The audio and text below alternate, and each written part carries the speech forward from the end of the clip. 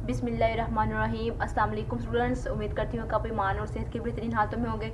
हम लाए हैं आज आपके लिए एक न्यू कॉन्सेप्चुअल वीडियो और जिस कॉन्सेप्ट का नाम है एवरेज इफ़। आज हम आपको बताएंगे कि एवरेज इफ़ के फंक्शन को क्या होता है और हम इसको एक्सेल में किस तरह से अप्लाई कर सकते हैं और प्रैक्टिकल एग्जाम्पल के लिहाज से कौन कौन से ऐसे स्कैनर्स हैं जिनमें एवरेज इफ़ का फंक्शन जो होता है वो हम इजीली अप्लाई कर सकें। तो मेरी वीडियो को लास्ट तक देखते रहिएगा क्योंकि मैं आपको बहुत ही detailly basic to advance level तक आपको मैं बताऊंगी कि एवरेज इफ़ के फंक्शन को एक्सेल में किस तरह से अप्लाई करते हैं।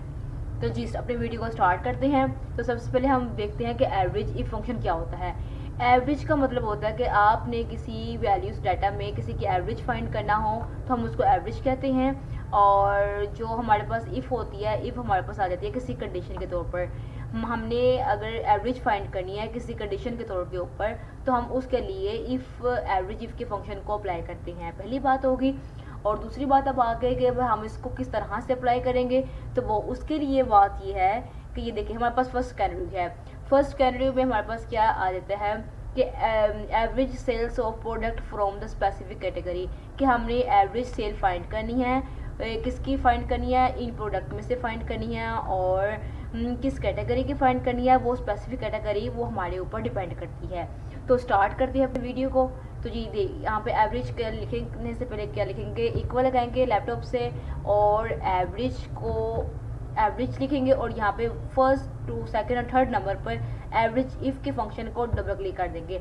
डबल क्लिक करने के बाद अब हमने रेंज को सिलेक्ट करना है, किस रेंज से हमने किस रेंज कैटेगरी की रेंज से हमने वो निकालनी है एवरेज। तो हम इसको सिलेक्ट कर लेंगे। सिलेक्ट करने के बाद अब हम क्या करेंगे, कोमा लगाएंगे। कोमा निकालने के बाद इन्वर्टेड कोमा लगाएंगे। अब मेरा दिल कर रहा है कि मैंने इस कैटेगरी में से जो स्पेसिफिक कैटेगरी है वेजिटेबल और फ्रूट, मैं फ्रूट की एवरेज को फाइंड करना चाहती हूँ। तो मैं यहाँ पे लिखूँगी fruit, FRUIT fruit, inverted coma लगा के ब्रैकेट को कर दूंगी क्लोज और क्लोज करने के बाद फिर कोमा लगाऊंगी। कोमा लगाने के बाद अब आप देख सकते हैं कि भाई मैंने जो एवरेज फाइंड करनी है फ्रूट की, वो फ्रूट की सेल्स फाइंड करनी है एवरेज की। तो मैं यहाँ से सेल को मैं रेंज को सिलेक्ट कर लूँगी। सिलेक्ट करने के बाद मैं यहाँ से लैपटॉप से शिफ्ट और 0 प्रेस करके ब्रैकेट को कर दूँगी क्लोज और एंटर कर दूँगी। एंटर कर दूँगी तो यहाँ पे आप देख सकती हैं कि मेरे पास एवरेज इफ़ की कंडीशन के साथ मैंने फ्रूट की कैटेगरी की एवरेज को फाइंड कर लिया है। मतलब कि यहाँ पे अगर मैं फ्रूट की कैटेगरी ये देखो 1, 2 एंड 3 है। मिसाल के तौर पर अगर मैं इसको मैनुअली करूँ, मैनुअली मैं यहाँ पे लिखती हूँ 50 प्लस इक्वल टू 50 और फ्रूट की प्लस करूँगी। फ्रूट की उसी सेल्स जो है वो 45 है, 45 लिख ली, प्लस कर लिया। फ्रूट की थर्ड जो सेल है वो 55 है, 55 कर लिया। ठीक है, अब मैं इसको एंटर करूँगी। अब मैं क्या करूँगी, इक्वल लगाने के बाद इस वैल्यू को मैं डिवाइड करूँगी 3 के ऊपर। ठीक है, तो अब आप देख सकते हैं कि मेरे पास जो फ्रूट की जो एवरेज सेल आई है वो हमारे पास 50 है, जो मैनुअल तरीके से भी वही आई है और मैं फॉर्मूला के थ्रू भी करूँगी तो वैसे ही मेरा आंसर आ गया है। स्क्रीन को थोड़ा जूम इन कर लूँगी ताकि आपको बताने में थोड़ी सी मुझे आसानी हो जाए। तो स्टार्ट करते हैं सेकंड स्कैनरी को। सेकंड स्कैनर की जो हमारे पास प्रॉब्लम है वो हमने क्या फाइंड करनी है, एवरेज प्राइस फाइंड करनी है। ये वाली प्राइस आपने फाइंड करनी है, एवरेज प्राइस। अब प्राइस को फाइंड करना है विद सम टेक्स्ट वैल्यू। अब हमने किस के साथ करना है भाई, हमने क्या करना है, एवरेज प्राइस फाइंड करनी है ऑफ द प्रोडक्ट, इस प्रोडक्ट में से। ठीक है, विद सम टेक्स्ट वैल्यू, लेकिन उसके साथ उसकी कुछ टेक्स्ट वैल्यू भी इंक्लूड होगी। लाइक डेट के एप्पल है तो वो फ्रूट है, तो कैरेट है तो हमारे पास वो वेजिटेबल है। डेट्स होंगी तो वो भी फ्रूट कंसिडर होती है।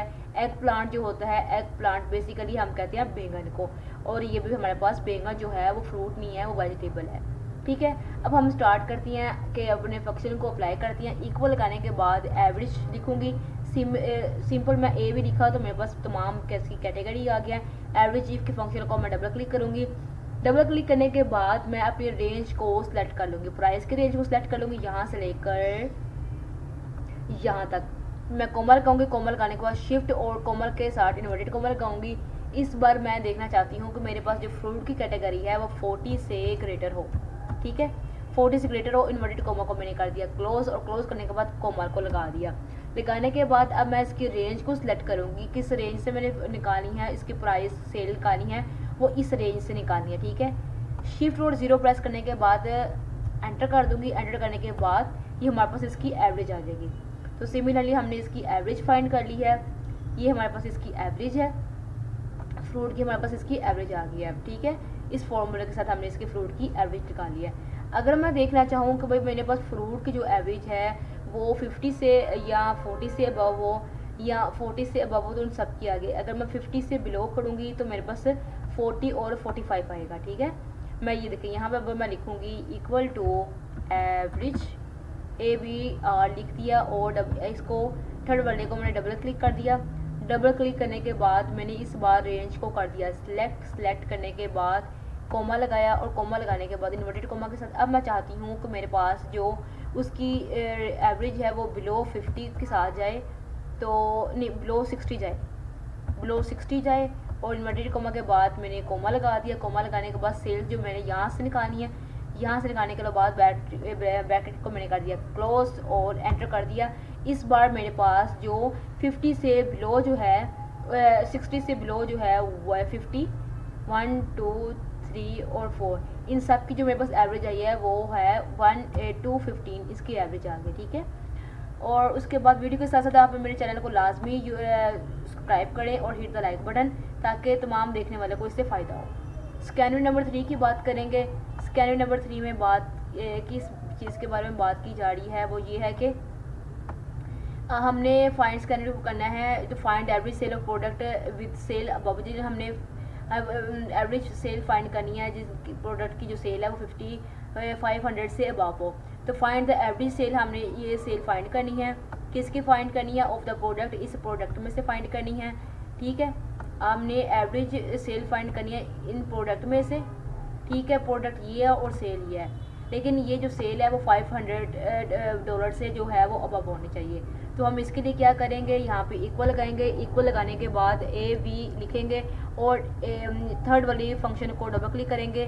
डबल क्लिक करने के बाद अब हम अपनी एज वाली वैल्यू को ब्रेकआउट करेंगे, प्रेस एंड होल्ड के साथ कोमा लगाएंगे। कोमा लगाने के बाद हम चाहते हैं हमारी जो वैल्यू है वो कहाँ से कंसिडर हो, ग्रेटर देन हो $500 से। तो इक्वल लगाने के बाद ब्रैकेट को मैंने कर दिया है क्लोज। ठीक है, तो क्लोज कर दिया। मैं इसको एंटर करूँगी तो मेरे पास ये वो सेल का जो फंक्शन है वो इसमें प्रॉब्लम आ रही है, क्योंकि मैंने इसमें एवरेज ए के फंक्शन को अप्लाई कर दिया है। मैं यहाँ पे इसको लिखूँगी एवरेज की जगह पर एवरेज इफ के फंक्शन को डबल क्लिक करूँगी।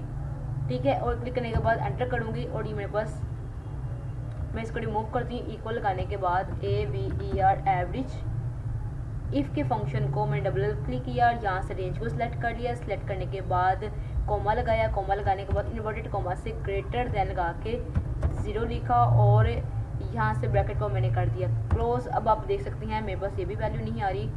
I don't know what happen about this, कि ये वैल्यू को क्या प्रॉब्लम है, ये एवरेज इफ़ के फंक्शन को क्यों सेलेक्ट कर रहा है मेरे पास। अच्छा ओके, चलिए कोई बात नहीं, try to again. Equal to AVER average if, अच्छा जी, एवरेज इफ के फंक्शनों को हमने कर लिया सेलेक्ट करने के बाद अब हमने इसकी रेंज लेनी है। रेंज लेंगे, रेंज अगर मैं इसको लैपटॉप की वैल्यू को सिलेक्ट करूँगी, यहाँ से सेल को मैंने सेलेक्ट करना, अगर मैं यहाँ से सेलेक्ट करूँगी ठीक है, और इस सेल में से मैंने निकालनी है अपनी सेल जो ग्रेटर देन हो 500 से। तो देखते हैं भाई क्या हमारा आंसर आता है। तो ये देखें, मैंने यहाँ से इस एक को बजाय मैंने इसको सेलेक्ट कर लिया। उन्होंने सिंपल कहा था भाई आपने एवरेज सेल करनी है, तो एवरेज सेल में मैंने सेल को रख लिया और सेल की जो कंडीशन है वो 500 से अब रख दी। तो सिंपल मेरे पास इस एवरेज की फंक्शन इफ कंडीशन लगाने के बाद हमारे पास इस स्कैनरी का हमारे पास आंसर आ गया। सिमिलरली अब हम बात करेंगे स्कैनरी नंबर 4 की। स्कैनरी नंबर 4 में क्या बात करें हमारे से वो कह रहा है, थोड़ी सी स्क्रीन को जूम इन कर लूँगी ताकि आपको बताने में मुझे आसानी हो।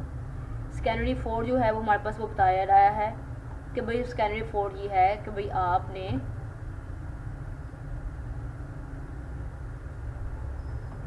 स्कैनरी 4 ये है हमारे पास कि भाई एवरेज प्राइस को फाइंड करना है ऑफ द आइटम, इस आइटम की एवरेज प्राइस को फाइंड करना है। प्राइस हमारे पास ये है और क्या करना है, sold in a quantity greater than 5, लेकिन उनकी जो क्वांटिटी है वो ग्रेटर देन 5 से 100 बेच चुकी हो।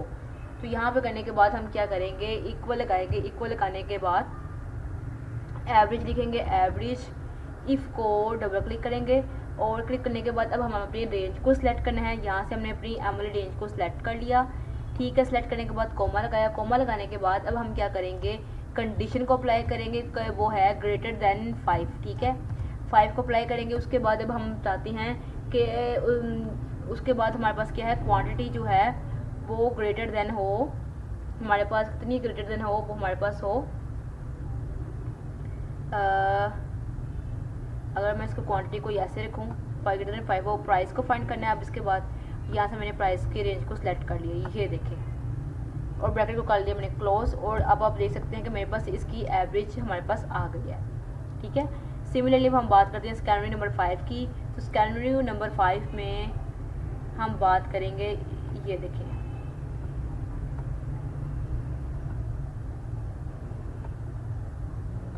थोड़ा सा मैं अपने एडवर्टाइजमेंट के लिए अपनी स्क्रीन को थोड़ा सा यहाँ ऐसे कर देती हूँ ताकि ओके हो गया। यहाँ से अपने इस चैनल के नेम को मैं थोड़ा सा जूम आउट कर देती हूँ ताकि आपको एक्चुअली इसका नेम जो है वो नज़र आ सके। थोड़ा सा चले सेंटर में ले आती हूँ, चले यहाँ से इसको मैं थोड़ा सा अबव कर देती हूँ, ये चले जी। अब हम बात कर रहे थे स्कैनरी नंबर 5 की।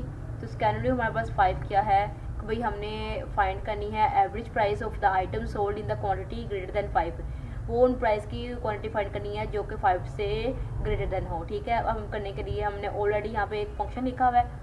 फंक्शन में हम क्या करेंगे, एवरेज हमने यहाँ पर रेंज ले लिया 8 की, इस वाले रेंज को सिलेक्ट कर लिया। सिलेक्ट करने के बाद ये देखिए ये जो रेंज है हमारे पास ब्लू में आ गई, ग्रेटर देन हो वो 5 से, और किस रेंज से निकालनी है, वो पिंक वाली से निकालनी है, प्राइस की रेंज से। तो हमने प्राइस की रेंज वो रेड वाली से शो कर दी है, ये देखिए ये वाली वैल्यू, ये वाली वैल्यूज़ है। तो इसको एंटर जब किया हमारे पास इसकी एवरेज इफ़ की फंक्शन की जो वैल्यू है वो हमारे पास आ गई है। तो हमने एक ही वीडियो में आपको तमाम कॉन्सेप्ट का बारे में ईजिली बता दिया है। अगर आपको वीडियो में किसी भी किस्म की कुछ प्रॉब्लम हो या आपको किसी चीज़ की समझ नहीं आ रही तो काइंडली आप हमारे साथ कमेंट सेक्शन में लाजमी बताइएगा, ताकि जब हम आप दूसरों की रहनुमाई करेंगे और इससे आप लोगों को भी बहुत फ़ायदा होगा, तमाम देखने वालों को भी बहुत फ़ायदा होगा। अगर आपको मेरी वीडियो अच्छी लगी है, पसंद आई है, तो काइंडली इसको अपने प्यारों के साथ लाजमी शेयर कीजिएगा ताकि वो भी अपने इस कॉन्सेप्ट को क्लियर कर सकें और इस वीडियो से फ़ायदा हासिल कर सकें। साक अल्लाह फ़ी ईमानिल्लाह, अल्लाह हाफिज़।